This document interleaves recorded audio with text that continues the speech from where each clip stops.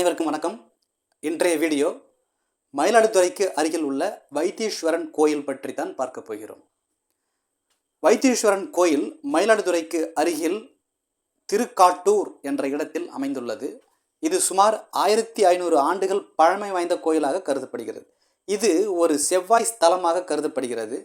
இங்கு தீரும் பிரச்சனைகள் என்னென்ன அப்படின்னு பார்த்தோம்னா, உடல் ரீதியான மற்றும் தோல் ரீதியான நோய்கள் இந்த கோவிலுக்கு வந்து சென்றால் தீரும் என்கிறார்கள் இங்கு உள்ளவர்கள். செவ்வாய் தோஷம் உள்ளவர்களுக்கு இங்கு வந்து பூஜை செய்தால் திருமண தடை நீங்கும் என்பது ஐதீகம்.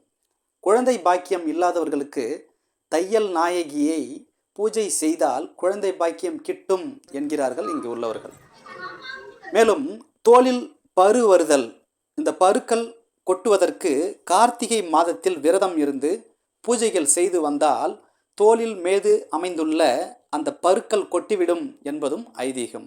இது எங்கு அமைந்துள்ளது என்று பார்க்கையில், சென்னையிலிருந்து சுமார் 250 கிலோமீட்டர் தூரத்தில் மயிலாடுதுறைக்கு அருகே திருக்காட்டூர் என்ற இடத்தில் அமைந்துள்ளது.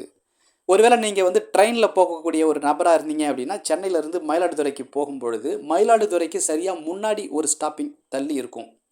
அப்படி இல்லை, நீங்கள் அந்த சைடு இருந்து வரீங்கன்னு அப்படிங்கன்னா, மயிலாடுதுறையிலேருந்து வந்துட்டு கூட ஒரு 14 கிலோமீட்டர் டிஸ்டன்ஸ் தான். மயிலாடுதுறையிலேருந்து சரியாக 14 கிலோமீட்டரில் ஒரு 20 நிமிடம் தூரத்தில் பஸ்லேயே என்ன பண்ணிடலாம் அப்படின்னா வந்துடலாம். உங்களை கோயிலோட வாசல்லே, உங்களை வாசப்படியிலே பார்த்தீங்கன்னா இறக்கி விடுவாங்க. நீங்கள் சிதம்பரம், கடலூர் இந்த மாதிரி ஊர்லேருந்து வரீங்க அப்படின்னு சொன்னோம்னா, சீர்காழியை தாண்டினதும் கரெக்டாக ஒரு ஸ்டாப்பிங் தள்ளி இந்த இடம் வைத்தீஸ்வரன் கோயில்னே கோயில் ஸ்டாப்பிங் இருக்கும். ட்ரெயின்லேருந்து இறங்குனீங்கன்னா சுமாராக ஒரு 1/2 கிலோமீட்டர், ஒரு 500 மீட்டர் டிஸ்டன்ஸில் இருக்கும்.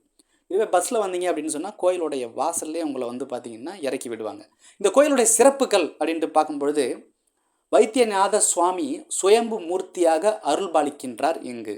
பிற கோயில்களில் சிவன் கிழக்கு நோக்கி அருள்பாலிக்கின்றார். ஆனால் இந்த கோயிலில் மட்டும் சிவன் மேற்கு நோக்கி காட்சியளிக்கின்றார். இதான் ஒரு சிறப்பு. 5 கோபுரங்கள் ஒரே நேர்கோட்டில் கட்டப்பட்டுள்ளது இந்த கோயிலின் மற்றொரு சிறப்பு. மக்களுக்கு ஏற்படும் நோயை போக்க இங்கு வந்த சித்தர் தன்வந்திரி. இந்த தன்வந்திரி யாருன்னு பார்த்தோமே ஆனால், இவர் குப்தர்கள் ஆட்சி காலத்தில் அரசவையில் மருத்துவராக பணியாற்றியவர். இவர் இங்கு வைத்தியம் பார்த்ததாகவும், மக்களுக்கு சில நோய்கள் தீராத காரணத்தினால் இவருடைய வைத்தியத்தில் சில நோய்கள், குறிப்பாக தோல் சம்பந்தப்பட்ட நோய்கள் தீராத காரணத்தினால் சிவன் வைத்தியராகவும், அம்பிகை மருத்துவச்சி அதாவது தையல் நாயகியாகவும் பூலோகம் அருள்பாலித்த இடமாக இந்த கோயில் கருதப்படுகின்றது.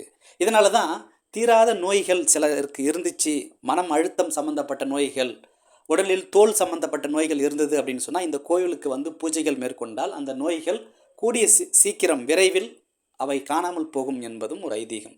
குழந்தை இல்லாதவர்கள் தையல் நாயகியை பூஜை செய்து வந்தால் குழந்தை பாக்கியம் கிட்டும் என்பதும் ஐதீகம். செவ்வாய் தோஷம் உள்ளவர்கள் திருமண தடை நீங்க தொடர்ச்சியாக பூஜை செய்து வந்தால் திருமண பாக்கியம் கிட்டும் என்பதும் இந்த கோயிலின் சிறப்பு. நீங்களும் இந்த கோயிலுக்கு பாருங்கள், உங்களுக்கு தீராத பிரச்சனை இருந்தாலும் தீரும். சரிங்களா? நன்றி தோழர்களே, மீண்டும் ஒரு பதிவில் சந்திப்போம்.